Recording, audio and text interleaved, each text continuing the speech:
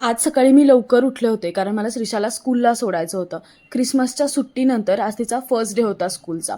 छान अशी तिची हेअरस्टाईल करून दिली, तिचं आवरून घेतलं, त्यानंतर तिचा टिफिन भरून तिला स्कूलला सोडून आले. त्यानंतर घरातली सगळी कामं आवरायला घेतली. ही छोटी मोठीच कामं माझा खूप जास्त वेळ घेतात. सगळं क्लीन करून घेतलं आणि त्यानंतर हा जो किराणा मी काल आणलेला होता तो मला व्यवस्थित ठेवायचा होता.